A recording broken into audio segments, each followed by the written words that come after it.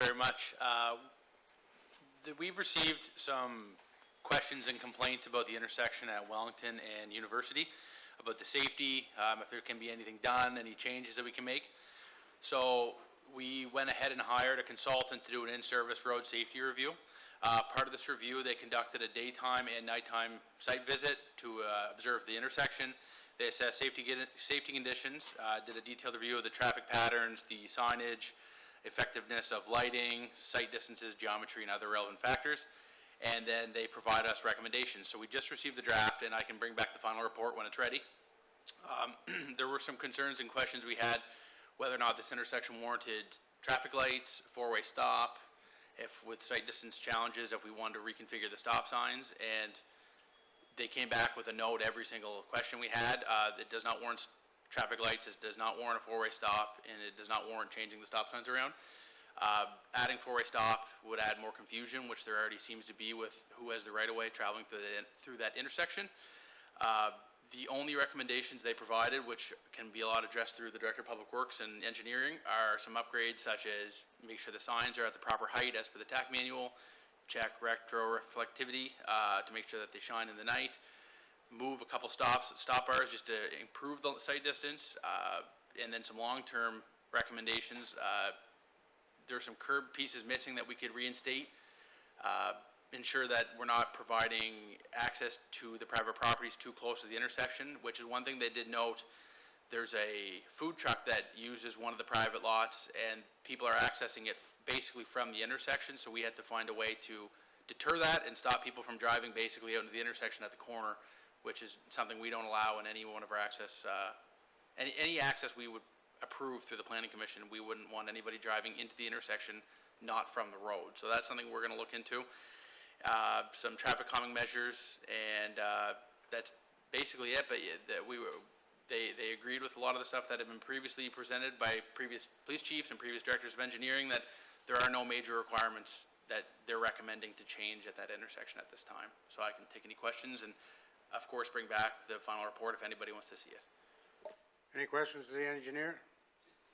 Your Worship. Not really a question at this time, Director, but I think I would like to see the report for sure and have it come out in a public forum.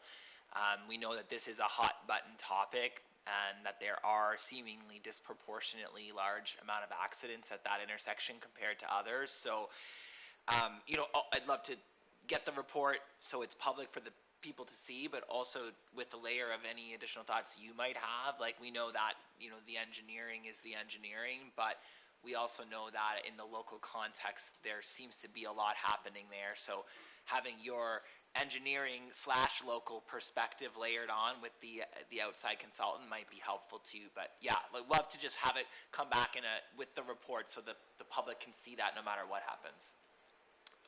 Through the chair to the mayor, that's actually something I figured this report was going to be presented, because there were some things that any typical report may assume that people would understand why, but I wanted some more technical explanation for if it was shared that explains why lights aren't warranted, why four-way stops aren't warranted, just so it's not me explaining it, it's actually in the report, and we can reinforce that when it is time to present that.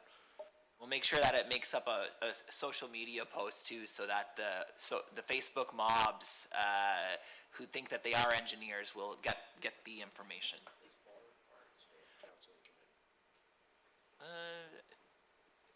I mean, it's a report, right? Actually, it might be good to have it at Council Committee, Mr. Manager. I think if you're asking the question, just because it is a pretty, I think there's a broad interest in that from the community, so maybe we'll put it to that more visible venue. It's just a report.